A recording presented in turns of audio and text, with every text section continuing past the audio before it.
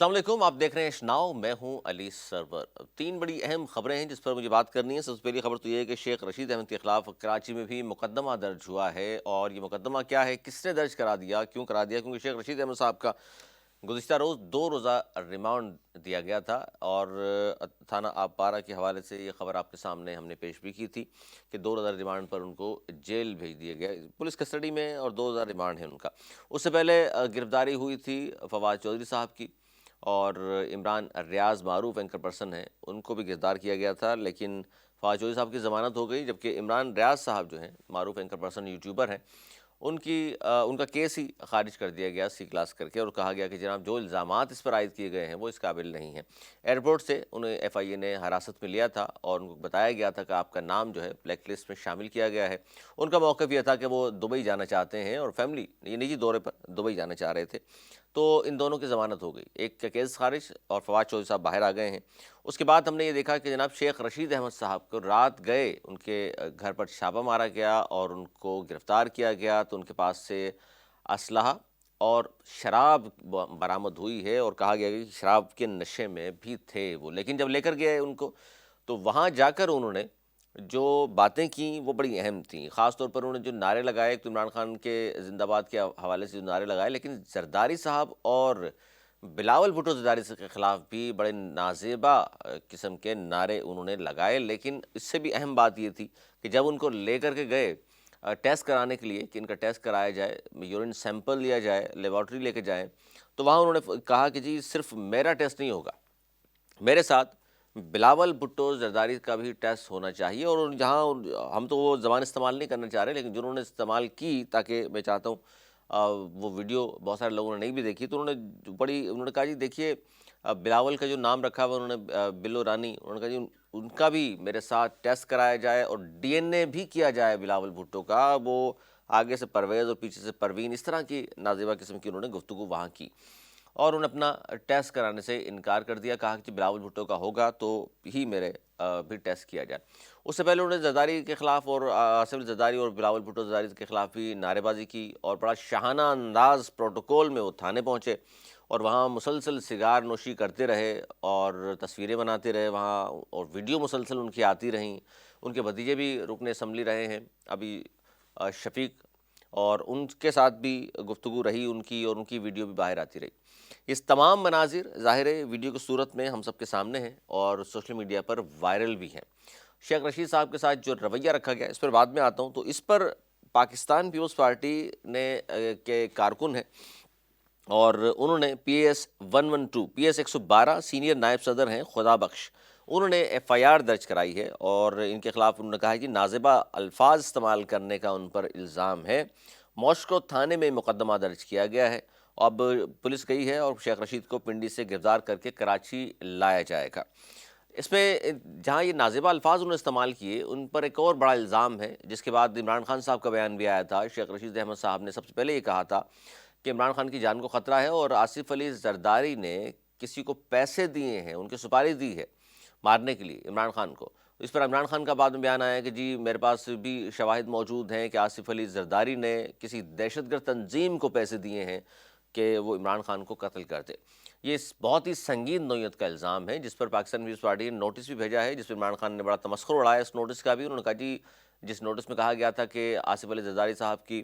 عزت پہ حرف آیا ہے، اور حد تک عزت کا ہم دعویٰ کر رہے ہیں، تو اس پر انہوں نے کہا جی آصف علی زرداری صاحب کی کون سی عزت ہے جس پر وہ دعویٰ کر رہے ہیں، اور وہ عدالت میں آئے، میں تو چاہتا ہوں وہ عدالت میں آئے، تو میں وہاں یہی موقف سامنے رکھوں گا، اور ان کو بتاؤں گا کہ جناب یہ شخص جو ہے اس کو شہرت سن لیں، اس کی 10%، اور اس ساری چیزیں انہوں نے رکھا کہ جی یہ 10% کہا کرتے تھے آصف علی زرداری کو، کرپشن کے کیسز ہیں، نیب میں بھی کیسز تھے جو انہوں نے معاف کرا لیے ہیں، انہوں نے نارو لے لیا ہے، اور پھر انہوں نے اپنی گورنمنٹ کے حوالے سے بہت ساری باتیں اس میں کی ہیں۔ اب شیخ رشید صاحب کو کراچی لایا جائے گا گرفتار کر کے، کیونکہ مقدمہ درج ہو گیا ہے، اور لیکن اس میں بہت سارے لوگوں نے بہت ساری باتیں کی ہیں کہ جی شیخ رشید صاحب ظاہر ہے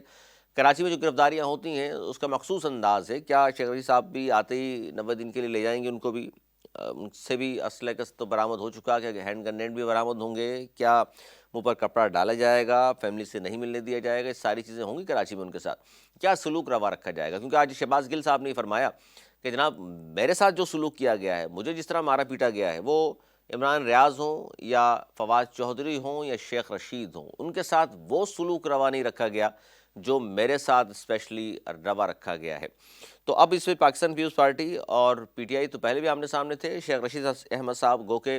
باضابطہ پی ٹی آئی کا تو حصہ نہیں ہے، لیکن ان کی اپنی ایک پارٹی ہے، لیکن وہ عمران خان کے ساتھ ہیں اور ان کے دوست ہیں۔ عمران خان گو ان کے بارے میں ماضی میں کہہ چکے ہیں کہ ان کو تو میں چپڑاسی بھی نہیں رکھوں، لیکن بعد میں عمران خان صاحب نے اس بات پر بھی یو ٹرن لیا اور ان کے ساتھ مل کر کام بھی کیا اور بڑی اہم وزارتوں پر بھی رہے شیخ رشید۔ اب دیکھتے ہیں یہ نتیجہ کیا نکلتا ہے اس کا، کیونکہ سیاست میں تلخی مزید بڑھتی جا رہی ہے۔ اس وقت متحمل نہیں ہو سکتا ملک ان تمام باتوں کا، لیکن ہم دیکھ رہے ہیں مسلسل ایک دوسرے کے خلاف بیانات، دشمنیاں بڑھ رہی ہیں، ایک دوسرے پر سنگین نوعیت کے الزامات عائد کیے جا رہے ہیں، اور ایسے میں ایک پیج پر یہ سارے لوگ اکٹھے ہوں گے نہیں ہوں گے، کیونکہ جب تک سیاسی استحکام نہیں آئے گا تو معاشی استحکام بھی نہیں آ سکتا۔ تو یہ بڑی اہم چیزیں ہیں جس پر ضرور غور و فکر کرنا چاہیے۔ سارے سینئر لوگ ہیں، بقول شیخ رشید صاحب کے 16-12 وزیر رہ چکے ہیں، تو ان تمام چیزوں کو دیکھنا بھی چاہیے، زبان کو کنٹرول بھی ہونا چاہیے، اس طرح کے نازیبا الفاظ نہیں استعمال کیے جانے چاہیے کسی بھی طرف سے بھی۔ ماضی میں یہ صرف شیخ رشید صاحب نہیں ہیں، اس کے علاوہ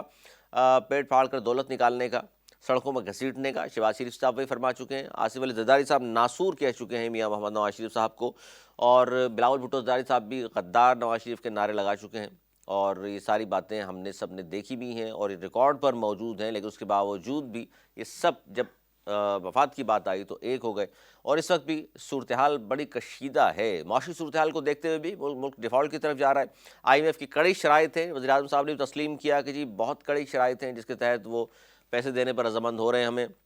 بڑا ٹف ٹائم دے رہی ہے آئی ایم ایف۔ اس سے پہلے جو شرائط ہیں ان کی، ان پر عمل درآمد اگر مکمل طور پر کیا گیا تو مہنگائی کا طوفان آلریڈی پاکستان کی 47 سال کی تاریخ میں اتنی مہنگائی نہیں ہوئی جتنی اب مہنگائی ہو چکی ہے۔ ان تمام باتوں کو دیکھتے ہوئے ایک طرف، اور دوسری طرف یہ سیاستدان آپس میں جس طرح لڑ رہے ہیں، جس طرح ایک دوسرے کے خلاف الزامات سنگین نوعیت کے عائد کیے جا رہے ہیں، غیر سنجیدگی کا جس طرح مظاہرہ کیا جا رہا ہے، یہ اس وطن سے کھلواڑ کرنے کے مترادف ہے۔ دوسری خبر سندھ گورنمنٹ کے حوالے سے میں دوں، سندھ اسمبلی میں سیکرٹری سمیت ایک ہی خاندان کے 5 افراد کو تقرری ہوئی ہے گریڈ 20 میں، اور یہ کیس پہنچا عدالت میں، اور ہائی کورٹ حیران ہو گئی کہ ایک ہی خاندان کے 5 افراد گریڈ 20 میں کس طرح آ سکتے ہیں، اور اس کا مکمل ریکارڈ بھی طلب کر لیا ہے۔ اور اس میں ہوا کیا کہ پاکستان پیپلز پارٹی یا حکومت اس پر ایکشن لیتی، الٹا ہوا یہ کہ جس ایڈیشنل سیکرٹری نے حقائق پر مبنی یہ رپورٹ جمع کرائی، اس کو آغاز سراج درانی صاحب نے عہدے سے ہی ہٹا دیا ہے۔ اس میں جو جسٹس صاحب نے ریمارکس دیے ہیں وہ بڑے اہم ہیں۔ انہوں نے کہا کہ جی ایک ہی خاندان کو اسمبلی 20 گریڈ پہ اپنے بٹھا دیا، یہاں لوگوں کو آسانی سے نائب قاصد کی بھی نوکری نہیں ملتی۔ یہ کس طرح ہو سکتا ہے کہ ایک ہی خاندان کے 5 افراد کو اتنے اہم عہدوں پر بٹھا دیا جائے اور سب کو نوکریاں کس طرح مل گئی؟ ویسے تو یہاں عام کسی بھی شہری کو پڑھا لکھا میرٹ پر بھی نائب قاصد کی نوکری بھی میسر نہیں ہے۔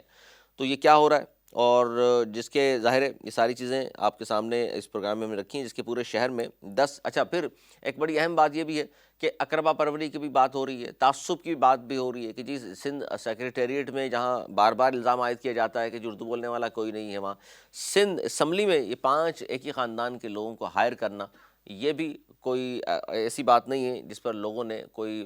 اس پر کوئی داد تحسین دی ہو، بلکہ مسلسل تنقید کی جا رہی ہے۔ اور جسٹس صاحب نے بھی جو ریمارکس دیے وہ بھی آنکھیں کھول دینے کے لیے کافی ہے، اور وہ بھی انہوں نے کہا جی میں خود حیران ہو گیا ہوں کہ یہاں نوکریاں میسر نہیں ہیں، ایک ہی خاندان کے 5 افراد کس طرح ایک ہی جگہ پوسٹ کر دیے گئے، اور وہ بھی 20 گریڈ میں کس طرح نوکریاں مل گئیں ان کو۔ یہاں تو نائب قاصد اور چھوٹی چھوٹی نوکریوں کے لیے بھی سفارشیں اور پیسہ چاہیے، اس کے باوجود بھی یہ سب کچھ کس طرح ہو رہا ہے۔ تو سندھ میں جو صورتحال ہے، خاص طور پر شیخ رشید صاحب کی صورتحال میں نے آپ کے سامنے رکھی، اور یہ جو بڑی اہم نوعیت کا انوکھا واقعہ تھا جس پر جسٹس صاحب بھی حیران ہوئے ہیں سندھ کے، اور یہ سامنے آیا، اور اب اس کی 15 فیب کو دوبارہ سنوائی ہوگی، دیکھتے ہیں اس میں کیا ہوتا ہے۔ تیسری اہم خبر، ایم کیو پاکستان کی جو سرگرمیاں ہیں بڑھ رہی ہیں، اور وہ 16 مارچ کو جو ضمنی الیکشن ہونا ہے اس میں بھرپور طریقے سے حصہ لینے کے لیے وہ جہاں رابطہ مہم چلا رہے ہیں، وہیں انہوں نے آج خالد مقبول صدیقی صاحب اور مصطفیٰ کمال، انیس قائم خانی، یہ سب پہنچے جناب کوئٹہ ٹاؤن میں، پختون عمائدین سے انہوں نے ملاقات کی ہے،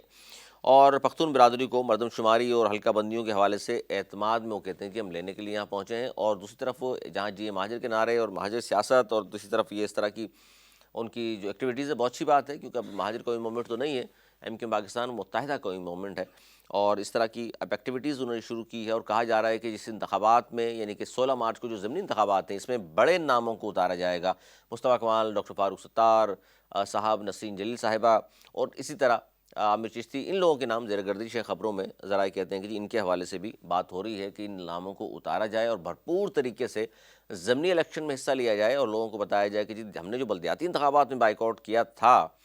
تو وہ ہماری وجہ سے بائیک آؤٹ ہوا تھا، لندن کی وجہ سے نہیں ہوا تھا، ہماری وجہ سے لوگ باہر نہیں نکلے۔ اب دیکھیے گا ضمنی الیکشن میں اگر ہم حصہ لیں گے، بھرپور طریقے سے حصہ لیں گے، ہم تیاریاں کر رہے ہیں، اس سے پہلے ضمنی الیکشن سے پہلے 10 فیب کو کہا گیا ہے کہ جی بھرپور اور بڑا ایک جلسہ یا احتجاجی مظاہرے کا اعلان بھی کیا گیا ہے، اور وہ ہوگا، اور اس میں پورے شہر اور حیدرآباد تک کے لوگ اس میں شریک ہوں گے۔ اور جس طرح وقت گزرتا جا رہا ہے ایم کیو ایم کی سیاست کے حوالے سے، جہاں ایک زمانے میں ہم نے عروج دیکھا ایم کیو ایم کا، الطاف حسین صاحب کی اس پارٹی کا، الطاف حسین صاحب نے پاکستان کی تیسری بڑی سیاسی جماعت بنا دیا تھا، جس جماعت کو آج جناب اس شیرازہ کہا جاتا ہے بکھر گیا، لیکن جوڑنے کی کوشش ہو رہی ہے، اور جوڑ کر دوبارہ اس کو کوشش کر رہے ہیں کہ کچھ بہتری کی طرف چلا جائے۔ تو ضمنی الیکشن بڑا اہم ہے ایم کیو ایم پاکستان کے سیاست کے لیے، اور خاص طور پر سندھ کے شہری علاقوں کی سیاست کے لیے کیا کردار ادا کریں گے ایم کیو ایم پاکستان، کیونکہ وزارتیں موجود ہیں، ایڈمنسٹریٹر ان کے پاس موجود ہے، پیپلز پارٹی کے ساتھ کھل کر بات کرنے کو تیار نہیں، anti Peoples Party vote bank ان کا ہے، لیکن پیپلز پارٹی کے ساتھ رہنے سے کتنا نقصان ہوگا یا فائدہ، یہ آنے والا وقت بتائے گا۔ اب تک کے لیے اتنا ہی، اگلے پروگرام تک کے لیے سرور اور میری ٹیم کو دیجیے اجازت، مولانا کے بعد۔